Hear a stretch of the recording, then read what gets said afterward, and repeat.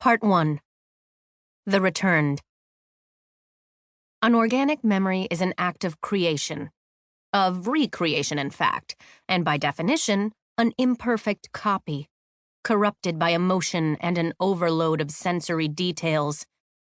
A memory recalled via the cube, however, is the exact memory perfectly preserved.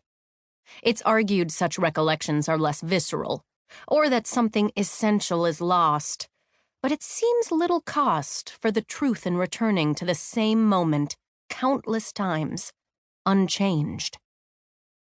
G1K Summit Appeal to the United Planets, the year 858. Chapter 1. Kara. If Kara was hot up here, it must have been hell down in the packed square. All of Now Fruma was on a labor strike, and from her vantage point, the protesters looked like a single living organism, angry, undulating. For a historically neutral moon, Now Fruma was not exactly peaceful these days.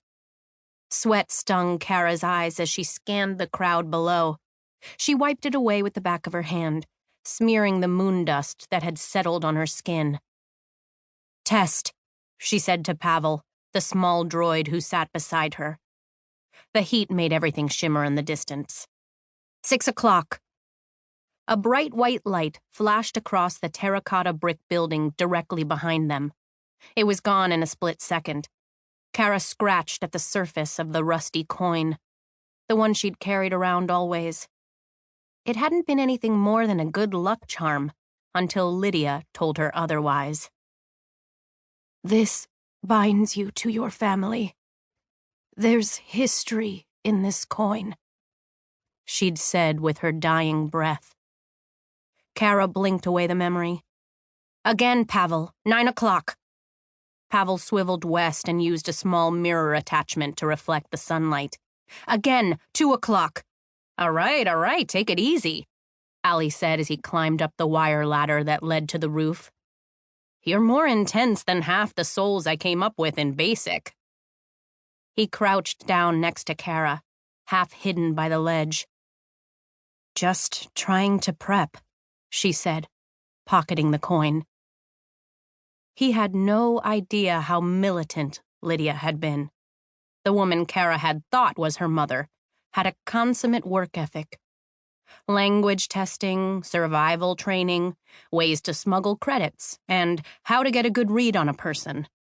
Kara had thought it was absurd and paranoid, which showed how much she knew. It had paid off in a way. Kara had survived, even if Lydia hadn't. "You keep prepping and someone down there might notice our little operation." "They're too busy watching the picket line." It had been 2 days since Kara and Ali had gotten to Now Fruma, and just 1 day since Empress Rhiannon Ta'an had come forward to announce she was alive. Since Now Fruma was a moon of Kalu, news of her return home was all over the hollows. Kara would have been relieved about her sister's safe return, but the hollows were also buzzing with the newest speculation. Where Jocelyn Ta'an was, Rhiannon's older sister.